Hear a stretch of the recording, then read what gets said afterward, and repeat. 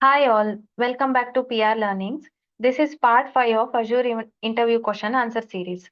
So today also we'll see 10 more questions. So let's start.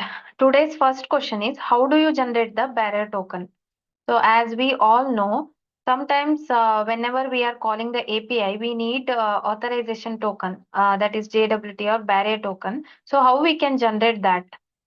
To generate the token, first we need to send the request to the token endpoint with the proper credential. And after that, we will receive the response as a token as a response. And that we will use in the API call. And if required, we need to do refreshing also for that particular API call, like a token. So what are the credential we need? Mainly we need client ID, client secret, authorization URL, token URL, scope, and grant type. These are all the main credential we need to generate a barrier token while calling the API. So next question, do we need to pass the subscription key in the header to call API URL? So first thing, not always we need to send a subscription key while calling the API URL. Okay. So when do we need a subscription key? If API is using APIM, Azure API Management System, then definitely we need to pass a subscription key. That name or OCP APIM subscription key. This is the default name. So, if that a particular API which you are calling that is using API management, then we need to pass the subscription key. And that API is paid or restricted API, then also we need to send the subscription key. And gateway also, if it is implemented for that particular API, then we need to pass subscription key. And when a subscription key is not needed, that is, if the API only requires a barrier token, like some APIs only requires barrier token as a authorization. In those kind of scenarios, we no need to pass subscription key in the header. And if the API allows anonymous access means it's a public endpoint, right? So in that time also, no need to pass a subscription key. And if API authentication is handled via another mechanism, like JWT token or API key in the query parameters or basic authentication, and that time also no need to pass subscription key in the header section. Okay. So next question, what are the different ways to implement security in Azure function? In your project, what are the security methods have you used? So this is very important question. Security in Azure function. Okay. So Azure Function supports multiple security mechanisms to protect endpoints. There are multiple security mechanisms which we can implement security in Azure Function. Some of them I have listed: authentication and authorization, like a built-in security, and function level authorization also. While creating the function, we will see, right? Key value based or anonymous or function level authorization, and role based access also, and securing with OAuth or JWT token. Or we can use API management also. It will handle everything, authorization and authentication. And private endpoints and VNet integration also we can include. And we one more is managed identity. System user or system managed identity we can use to secure the function app. So in my case, I have used OAuth and JWT authentication also to call the external API, like external function app API, and role-based access also, and function keys for internal service calls, and APIM URL also I have used, and managed identity to access the Azure Key Vault. Okay. And next question, input and output bindings in Azure function. I think this we had already discussed. So briefly, I will go through it. Azure function supports input bindings, output bindings to interact with various Azure services without writing lengthy code for integration. So if we use bindings, so no need to write a lengthy code in a function. These bindings simplify data exchange between one or more services like Azure Storage, Cosmos DB, Event Hubs, and more. Okay. So main advantage is no need to write a lengthy code. So bindings will help. Okay, one more binding is also there, trigger bindings. I will share this document, like I have noted down in detail notes I have taken. Okay, regarding input, output, and trigger binding, that I will send in Telegram. So first one, input binding. Like input bindings bring external data into the function from where we are taking input. That input binding will define that. Okay, and output binding to where we are sending our output, like manipulated data, where we are sending, that is output binding. So I will send this document. Okay, in detail I have taken notes. So now I think no need to discuss in detail. Next question, how did you test the Azure functions? Haven't you created test cases? So I usually we used to test locally and by deploying only. Like sometimes we have created the test cases. So local testing, if we do, then we need to install Azure Function Core tools and run the function locally by using Postman. Then end-to-end testing also we can do. We need to deploy or publish a function app to Azure portal and test with the Postman, or in the portal only we can test that function app. Okay. So next question, how we can filter the data in service bus queue or topic? So this is also important question. So filtering data in service bus or topic can be done using message properties and SQL filter. So in queue, we can use message properties to filter, and in topic, we can use SQL filter to filter the data. Okay. So example we will see. If we take order processing system, what will happen? First, publisher will send the messages about the orders with the property called order type. So whenever we will receive the input or like a payload, there will be one property definitely, right? Like a event type or order type, some uniquely identified property. So by using that property, we can add a filter in the topic. So in our case, if we take order processing system, then order type will be new, return, or update. How we can do that? First, we will create one topic called order topic, and for that we will create three subscription. One is billing, and second one is shipping, and customer support subscription. So billing means if new order comes, then we need to it should go to billing subscription, and if new or like updated, then should go to shipping subscription. And if customer returns that order, like order type is return, then it should go to customer support subscription. So how we can achieve that? We need to add SQL filter to each subscription to retrieve only relevant messages. So what will happen? Publisher will publish messages with custom properties. Okay, so we will apply SQL filter on the subscription. How we can do? Order type is equal to new, and order type is equal to new or update, and order type is equal to return. So for billing subscription topic, we will add SQL filter as order type is equal to new. And next topic, shipping subscription, we will add order type is equal to new or order type is equal to update. Then for customer support subscription, we will add order type is equal to return. Okay. So messages will be filtered based on the order type automatically once we add the SQL filter. Then how we can add that filter? First, we have to go to a billing subscription, means topic, and there we will see rules and click on add new rule. So rule name we need to add whatever the name we can add, like relevant name. And after that, filter type we need to choose. There we have to choose SQL filter. So we have to write the expression in that SQL filter field, like order type is equal to new, or order type is equal to new, or order type is equal to update. Okay. So once it's done, then messages will be filtered based on the order type automatically. This is about SQL, sorry, service bus filter.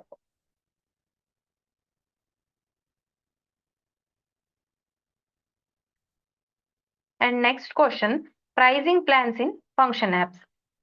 So Azure function apps offer different pricing plans based on how we want to run the function.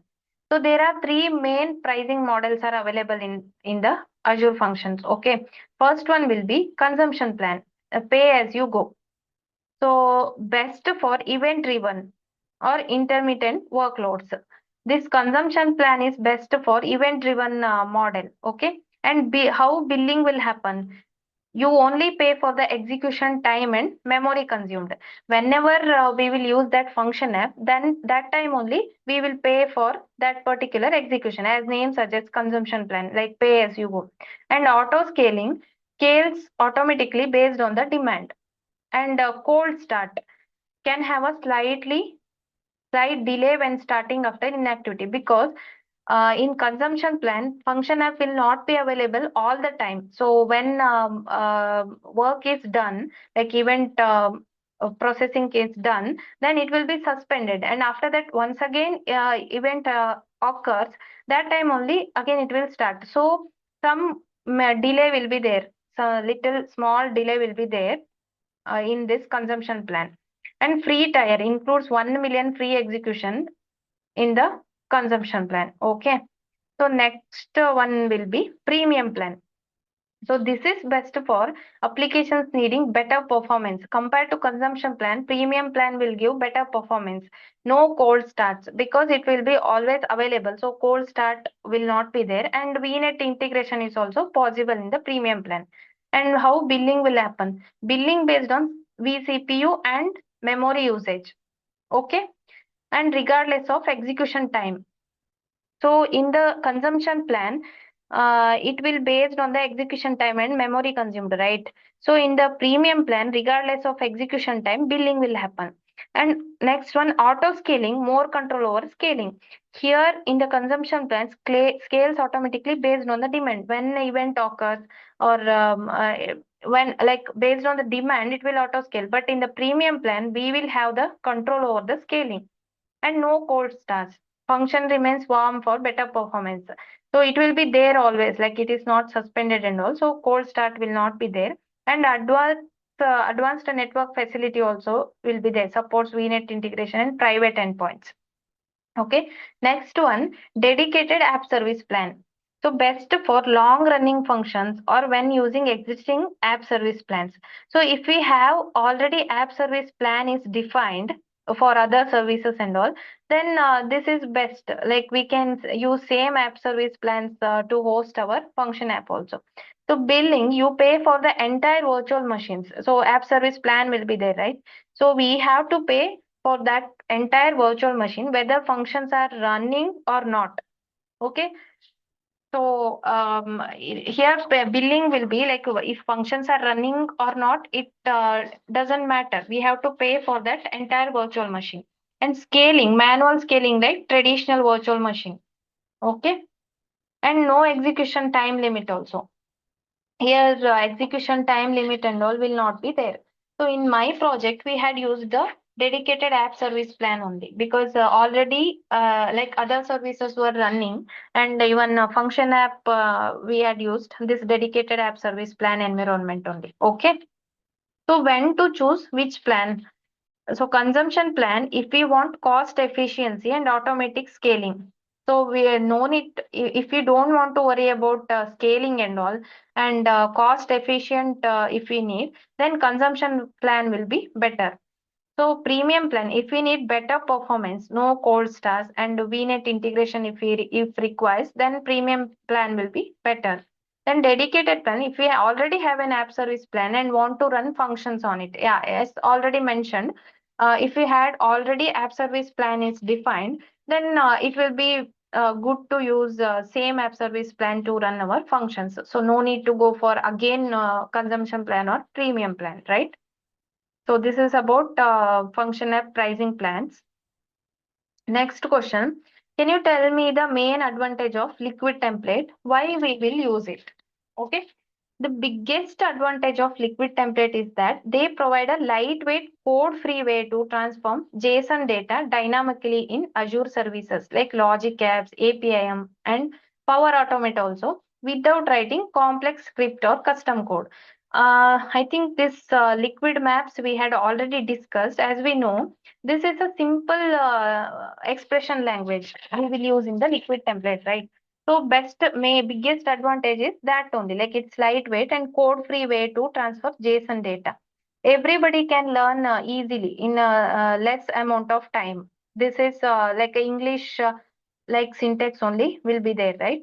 So this is the biggest advantage. So next question, compose and parse have you used? Yeah, compose and parse both I have used. So we'll see in detail. Compose and parse JSON are commonly used actions in Azure Logic Apps for handling data. I think everybody will use these two actions, compose and parse JSON, if you have worked on Azure Logic Apps. So when to use which one we will see. Use compose when we just need to store, transform, or create JSON dynamically. When requirement is there to store, transform, and create JSON data dynamically, then compose is the best action.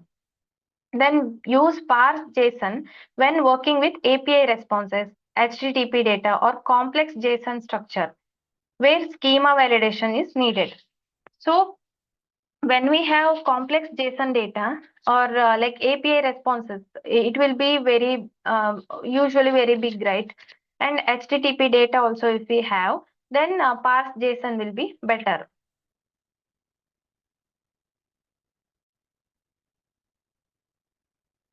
So compose action used to create and store data within a workflow and works like a temporary variable to store and manipulate data without defining a schema.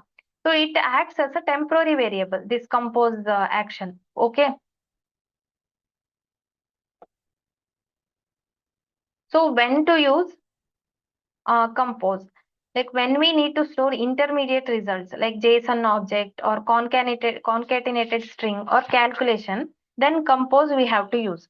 Then when we want to simplify expressions and reuse result in later step, as it works like a temporary variable. So when we want some information like reusable information if we want, then compose we can use. Then when the structure of JSON is simple and doesn't require explicit passing and all, then compose we can use. For example, like combine two variables and store the result. This is simple, right? Combining two variables and all, like first name and last name. If requirement is there to combine and JSON schema, if it is simple, then compose action will be better. So when to use parse action? Extracts and validates JSON data by defining a schema and allows structured access to a JSON properties using dynamic content. Okay. So when to use parse JSON? When receiving unstructured JSON from API, HTTP request or another service. Like API responses will be unstructured, right? In those kind of scenarios, parse will be better. Like when you need to extract specific values, when we want to extract values from a body like a JSON, then we can use parse. And when working with a complex JSON structure where individual element needs to be accessed easily, that time also we can use parse JSON. So suppose we will get an HTTP response with JSON data and need to extract the email. So whenever we will receive a JSON body in a HTTP response, then we just need email only. So that time we need to extract this email field, right? That time parse will be better. These kind of scenarios, parse we can use. Okay. So I will try to cover this with a demo. Okay. Parse and compose. We will see. Then this is a summary table, whatever I have explained just now. That this also I will share. So this is about parse and compose. So next question, why map when we have compose connector? Okay, these are all similar, right? Map and compose. So why map we need to use when we have compose connector? We will see. Use map when working with structured data transformation, JSON to XML or XML to JSON or CSV with a graphical interface. Then map we need to use, and use compose for storing and manipulating simple values for JSON without schema validation. If schema validation is not required, then compose will be better. Like a simple values, if simple values are there, then compose will be better. So we will see in detail. Both map and compose helps with transformation transformation in Azure Logic Apps, but they serve different purposes. These are all similar like map and compose, but they serve different purposes. So what is map? The map action is used for advanced structured data transformation between different formats like JSON, XML, and CSV. It's more powerful than Compose because it provides graphical mapping capabilities. So map is used for advanced structured data transformations. Okay. So key features we'll see. Graphical interface for mapping, drag and drop elements between source and destination will be there. And data format conversion, we can convert JSON to XML also, like XML to JSON or CS to JSON, etc. And schema driven transformation uses predefined schema for input and output. These are all the key features of map. And supports complex transformation, handles loops, conditions, and aggregations. In a map, same as a programming language, we can use loops, conditions, and aggregation for data transformation. Okay. And what is compose? The compose action is used to store and manipulate data temporarily within a workflow. As it's already discussed in the previous section, it acts as a temporary variable. Okay, this compose. So compose action is used to store and manipulate data temporarily within the workflow, and it's lightweight but does not offer schema based transformation. It by using compose we can't do schema based transformation, so that time map only will be suitable. Okay, key features will be quick data storage, like holds value for use in later steps. So simple manipulation, and no schema required, faster execution, because schema require schema validation will not be there, right? So it will be faster compared to map. So this is summary table, I will send this, and this is all about map and compose connector. These questions will look small, okay, but this is important. We will get confused in the interview. Like once they ask map and compose connector, we all know about this map and compose, but we need to learn how to explain this, because while doing like while working in project, then definitely we will understand when to use map and when to use compose. We will think and we will manipulate, we will think and we will implement that, but I mean it will be confused while giving interviews. So it looks small and simple, but we need to practice all the answers for this map, and difference between map and compose, difference between service plus queue and topic, etc.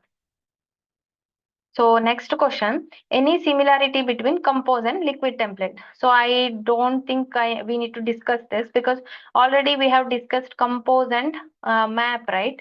So same, liquid template means mapping only, right? So this is similar. And I will send this document, so you can refer this.